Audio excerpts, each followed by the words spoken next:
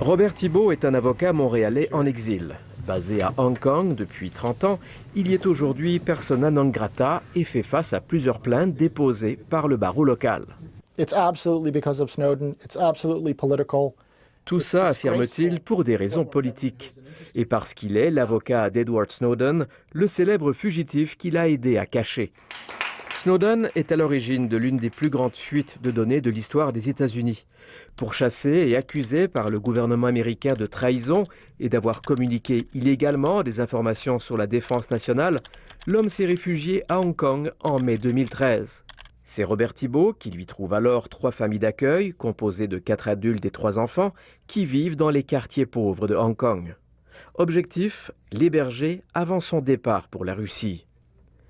Ceux qu'on appelle les anges gardiens de Snowden sont en fait des réfugiés du Sri Lanka et des Philippines. Depuis la sortie du film d'Oliver Stone en 2016 sur Snowden, leur histoire a été révélée au grand jour et a grandement empiré. Sans travail ni ressources, ils sont constamment menacés d'expulsion de Hong Kong. Robert Thibault les a-t-il mis en danger pour protéger son client? Ils auraient pu lui dire non, dit-il. Mais ces familles, qui ont fui la persécution, ont fait preuve de compassion.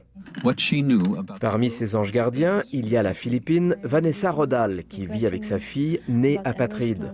Snowden était chez elle lorsque celui-ci a été accusé de trahison.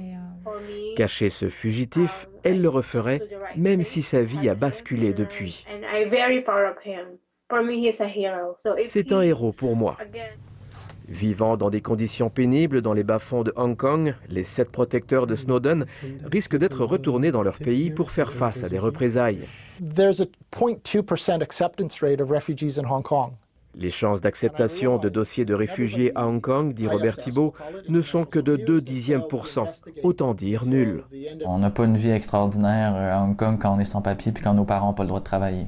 L'organisme montréalais pour les réfugiés a déposé il y a plus d'1 an, au nom des 7 pourchassés, une demande de statut de réfugié au Canada, sur la base, entre autres, de persécutions personnelles en tant qu'ange gardien d'Edward Snowden.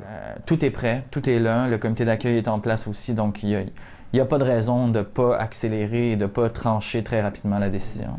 Mais la durée de traitement des dossiers est de 4 ans et demi. Sera-t-il trop tard d'ici là? Robert Thibault prévient le Canada que ne pas accepter les demandes de réfugiés de ses 7 clients aura des conséquences fatales pour ceux-ci.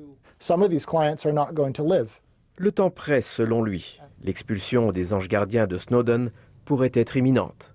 Ici Frédéric Arnould, Radio-Canada, Montréal.